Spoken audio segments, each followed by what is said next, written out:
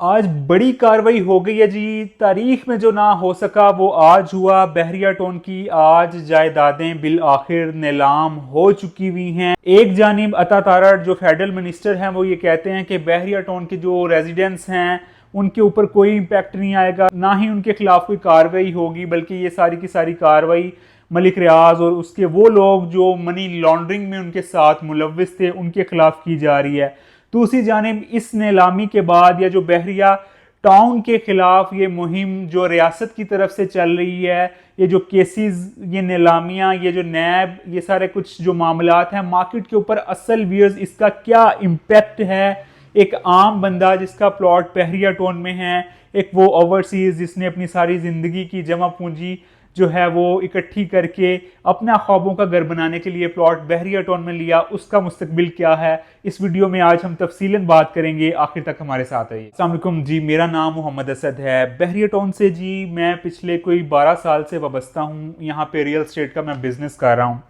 अब बहरिया के खिलाफ ये जो सारी की सारी बात चल रही है, जो नीलामी आज हुई है, तारीखी रकम हुई है मेरे हिसाब से, क्योंकि आज तक बहरिया जो अपने मामलात हैं वो फाइलों के नीचे पहिए लगा के हल करवाता रहा, लेकिन बिल आखिर बहरिया आके इस दफ़ा इस हुकूमत के आगे या इस रियासत की इदारों के आगे इस दफ़ा फंस गया। बहरिया की बारहा कोशिश के बावजूद ना तो डील दी गई ना ही कोई डील की गई, तो आखिरकार इनकी जायदादें नीलाम हो चुकी हुई हैं। तो एक आखिरी कोशिश थी, मलिक रियाज की जानिब से ट्वीट किया गया था एक रोज़ कबल के, अगर वो पैसे देने को भी तैयार हैं, जाहिर है वो कोई ऐसा चाह रहे थे कि हुकूमत की तरफ से उनके साथ कोई मामलात तय पा जाएँ, कोई मुज़ाकरात हो जाएँ, कोई डील हो जाए, लेकिन हुकूमत की जानिब से, रियासत की जानिब से ऐसा कोई भी कदम नहीं उठाया गया। अब व्यूअर्स, एक जानिब रियासत जो है उन्होंने सख्त फैसले कर लिए हैं बहरिया टाउन के ख़िलाफ़। अब आम जो एक आदमी है जिसका सारी ज़िंदगी की जमा पूंजी बहरिया टाउन में लगी हुई है, जितने भी व्यूअर्स रियल्टर्स हैं उन्होंने बड़ी एफर्ट्स करके ओवरसीज़ से जो एक बड़ी अमाउंट जो है पाकिस्तान के अंदर इन्वेस्ट कराई है, जो रियल स्टेट के शोबा के अंदर इन्वेस्ट हुई है। और जाहिर है यहाँ पे पाकिस्तान के अंदर गोल्ड हर बंदा नहीं रख सकता, क्रिप्टो करेंसी हर बंदा नहीं हैंडल कर सकता। तो व्यूअर्स, रियल स्टेट ही एक ऐसा सेक्टर है जिसके अंदर लोग अपने एसेट्स को पार्क करते हैं, और यही सबसे बेहतरीन पाकिस्तान के अंदर समझा जाता है। और ख़ास तौर पे यहाँ पे घरों की भी शॉर्टेज है, तो वो लोग जो ओवरसीज़ हैं या फिर यहाँ पे नौकरी पेशा हैं वो थोड़े थोड़े पैसे इकट्ठे करके प्लॉट लेते हैं। और जाहिर सी बात है सभी की ये ख्वाहिश थी कि वो लोग उस जगह पे प्लॉट लें, उस ब्रांड के अंदर इन्वेस्टमेंट करें जिस ब्रांड ने पाकिस्तान को इंटरनेशनल लिविंग स्टैंडर्ड, जिस ब्रांड ने पाकिस्तान के अंदर मुतारिफ कराया। बाकी सभी लोग तो इसी को फॉलो करते हुए आगे जा रहे हैं। अब इस बहरिया टाउन के अंदर अगर हुकूमत की सुने, मिनिस्टर साहब की सुने, तो वो कहते हैं कोई इम्पैक्ट नहीं है जनाब रेजिडेंट्स के ऊपर। ये बात उनकी काफ़ी हद तक दुरुस्त है कि जो बहरिया के रेजिडेंट्स हैं उनके ऊपर कोई इम्पैक्ट नहीं है, क्योंकि वो तो अपने घर में रह रहे हैं, उनका घर तामीर हुआ हुआ है। और मोस्टली बहरिया टाउन के जो प्रोजेक्ट्स हैं वो हुकूमती जो अदारे हैं उनसे अप्रूव्ड हैं, इनकी तमाम तर NOCs वगैरह। कुछ एरिया के अंदर मसले मसाइल भी हैं। फिर मैं बात करूंगा उन लोगों की जिनके एसेट्स प्लॉट्स की सूरत में हैं। अब उनमें भी व्यूअर्स दो तरह के लोग आ जाते हैं। एक वो हैं जी जिनके पोजेशन वाले प्लॉट हैं, और एक वो लोग हैं जिनके अभी प्लॉट का पोजेशन उनके पास नहीं है। उनका प्लॉट या तो लिटिगेशन में है या तो बहरिया के पास ज़मीन ही नहीं है, किसी ऐसे एरिया में है जहाँ पे अभी तक बहरिया ने डेवलप उसे नहीं किया, वो अंडर डेवलपमेंट है या फिर वहाँ पे काम ही स्टार्ट नहीं हुआ। तो अब ये तीन तरह की कैटेगरीज मैंने आपको बताई। फर्स्ट वो लोग जिनकी जिनकी प्रॉपर्टी कंस्ट्रक्टेड है, अपने घर में वो रह रहे हैं, उनके ऊपर कोई इम्पैक्ट नहीं है, ये बात मिनिस्टर साहब की ठीक है। अब वो लोग जिसका प्लॉट, वो बंदा जिसका प्लॉट पोजेशन वाला है, NOC अप्रूव्ड एरिया में है, उसके ऊपर भी जो है वो कोई इम्पैक्ट नहीं है।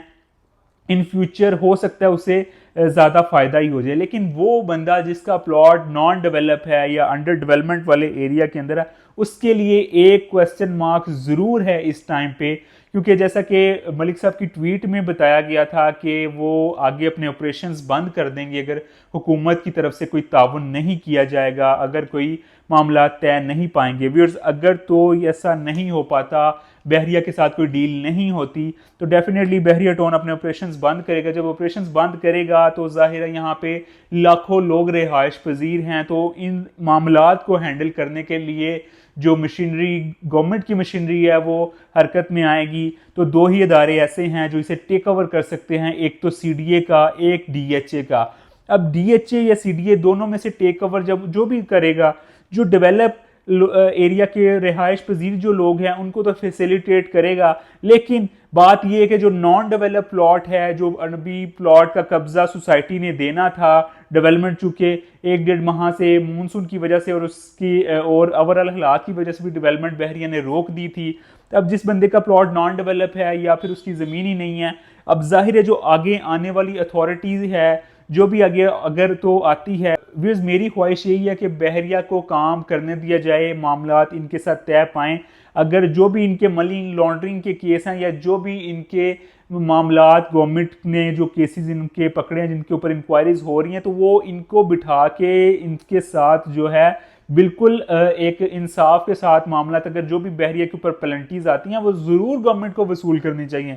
लेकिन जो गवर्नमेंट का एक्ट है, इससे अभी जो मार्केट डिस्टर्ब हो रही है, बहरिया का तो अपना पैसा हुकूमत के मुताबिक भी सारे का सारा बाहर है, दुबई के अंदर इन लोगों के प्रोजेक्ट्स हैं, तो इन लोगों को तो कोई फ़र्क नहीं पड़ता। यहाँ पे जो इनके एसेट, जैसे आज एसेट कुछ नीलाम हुए हैं, ये तो अगर जितने भी पाकिस्तान के अंदर एसेट मौजूद है, अगर ये सारे भी गवर्नमेंट नीलाम कर दे तो व्यूअर्स उनको कोई फ़र्क नहीं पड़ेगा, चूँकि उनके जितने भी मेन स्ट्रीम जो उनके एसेट्स हैं वो बाहर आउट ऑफ कंट्री जो है मूव हैं, यूरोप के अंदर और दुबई वगैरह में। गवर्नमेंट उस बारे में बेहतर जानती है।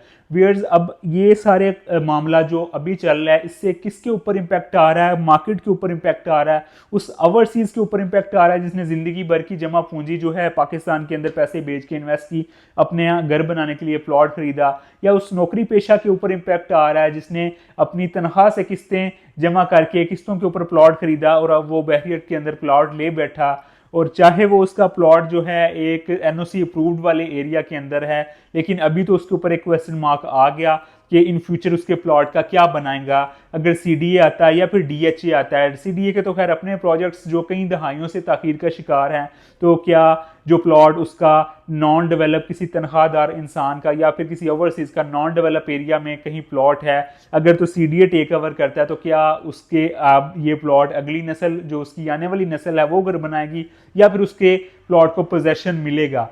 और अगर DHA टेक ओवर करता है तब भी क्वेश्चन मार्क यही होगा। जाहिर आने वाली जो भी अथॉरिटी होगी, मैं बता चुका हूँ, वो जहाँ दूसरी बहरिया की लाइबिलिटीज़ अपने ऊपर लेगी, वहाँ पे वो अपने लिए बिजनेस जनरेट करने की भी कोशिश करेगी, क्योंकि बिजनेस जनरेट किए बगैर इसकी जो लाइबिलिटीज़ को आगे कैरी ऑन करना बहरिया के अलावा कोई भी अथॉरिटी आती है उसके लिए मुश्किल हो जाएगा। तो व्यूअर्स इस मामले को हुकूमत को चाहिए बड़े एहसन तरीके से इस मामले को जो है वो हल करें, क्योंकि यहाँ पे आम आवाम का अरबों रुपए के एसेट्स हैं, अरबों रुपए का जो है वो इन्वेस्टमेंट यहाँ पे बहरिया टाउन के ओवरऑल कराची से लेके पेशावर तक जो इनके लास्ट बुकिंग वगैरह आई थी, ओवरऑल पूरे के पूरे लोगों के इन्वेस्टमेंट्स यहाँ पे स्टक हो जाएंगे। तो वो बंदा, वो ओवरसीज़ जो पाकिस्तान के अंदर पैसा बेचता है और पाकिस्तान का जो पहिया है मैशियत का वो चलता है, तो गवर्नमेंट को जो दोबारा उस ओवरसीज़ से उम्मीद नहीं रखनी चाहिए कि वो पाकिस्तान के अंदर बहरिया या किसी और प्रोजेक्ट के अंदर भी इन्वेस्टमेंट करेगा।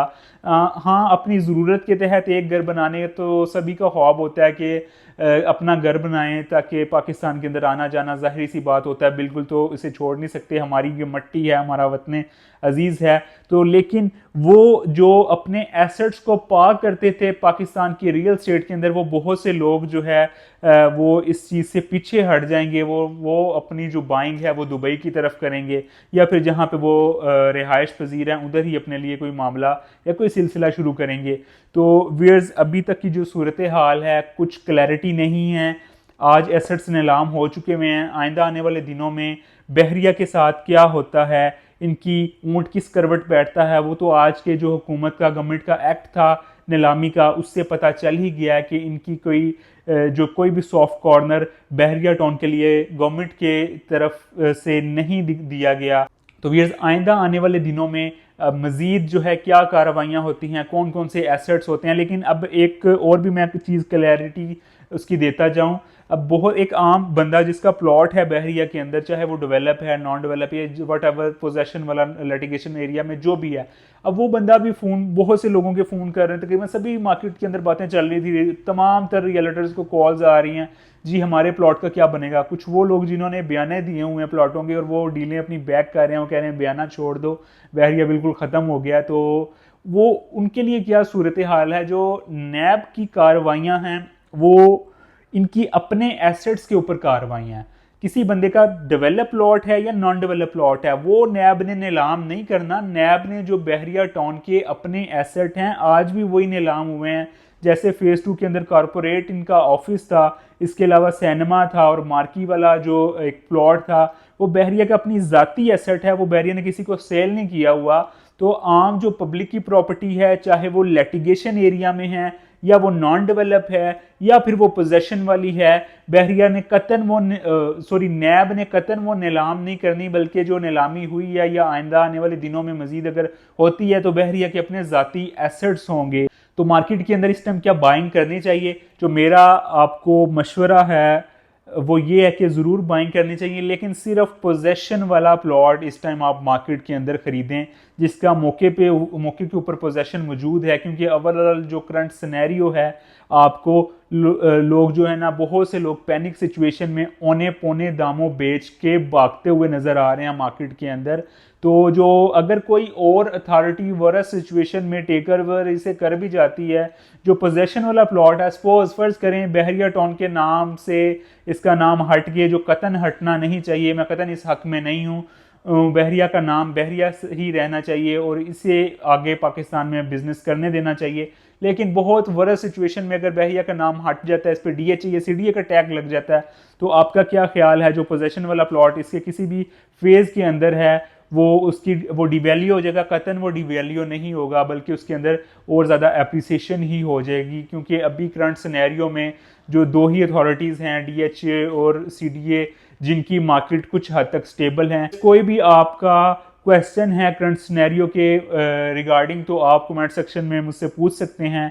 तो आइंदा आने वाली वीडियोस में आपको उस पर मैं ब्रीफ कर दूंगा। अपना रखिएगा बहुत सा ख्याल और अल्लाह करे कि ये मामला जल्द से जल्द जो है वो बहरिया की हुकूमत के साथ तय पा जाएं, ताकि जो ये रियल स्टेट का एक सेक्टर है, एक बहुत बड़ी ये इंडस्ट्री पाकिस्तान में बन चुकी है, वे ये वैसे ही जो है रवां दवां तरक्की की तरफ रहे जैसे कि गुज़श्ता चंद सालों से में रही है। अपना बहुत सा ख्याल रखिएगा। एक नई अपॉर्चुनिटी के साथ आपसे होगी दोबारा मुलाकात। तब तक के लिए अल्लाह निगहबान।